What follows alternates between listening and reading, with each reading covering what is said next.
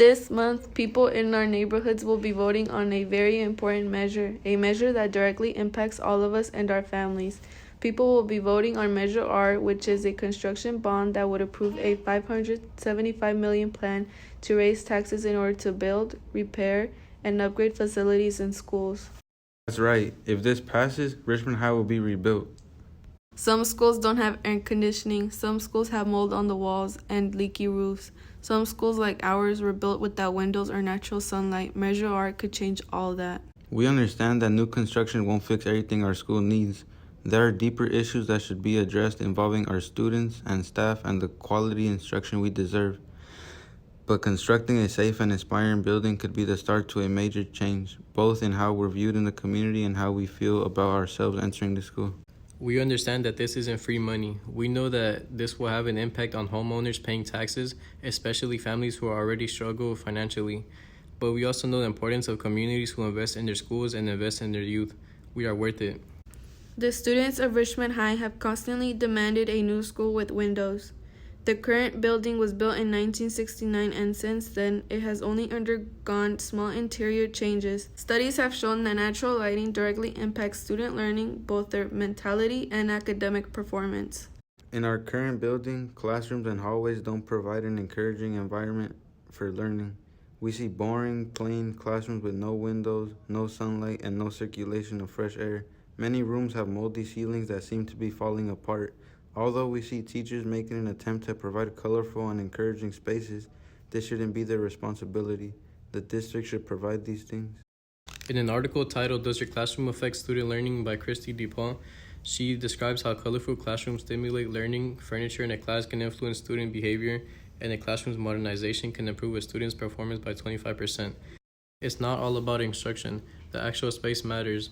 And according to the article, the space can enhance concentration, support learning, and inspire students. We don't need articles and research to tell us what we already know from our experiences. We send people out to interview students on how classrooms encourage their learning. Miss K's class, because it's like colorful and like all the lights and the paintings are nice. Because you could just start. What class? Okay, my favorite class is English class, which is Ms. Gomes' class. I like it because like once I walk in, I feel very comfortable and welcome. The lighting is really dark, and that's something I like about the class, that it's dark and it has kind of a light, but it's more like relaxing. I like Jonathon's class because of the poster that it has around as decoration, and also because it's like the perfect temperature. It's not cold and it's not too hot. If the school were rebuilt, I would actually feel motivated to learn, and because just seeing the same boring colors, dark colors, it's pretty whack, and having no windows is pretty lame. It gets boring. So if this school... Currently, our school isn't built to adequately support all students. For one thing, our cafeteria can't feed all students at the same time, which caused huge lines. Many students skip lunch altogether to avoid the lines. Even if all students were to wait in line, we don't have enough seating or space for all students to eat in the cafeteria. Administrators tried to solve this issue by placing 2 lunch periods in the schedule. However, that has now cut our lunchtime to only 30 minutes and split students from eating with their friends. Going through a 7-hour school day with only a 30-minute break is just not fair or beneficial to student learning, and yet this is what Richmond High students experience because our facility wasn't built with us in mind. Outside our building isn't much better. Our entire school is surrounded by gates and fences, which doesn't make it feel appealing. Students often voice the building resembles a prison because they feel locked in an area. There are no green areas around campus where students can hang out at. It would be nice to see more plants and trees around campus.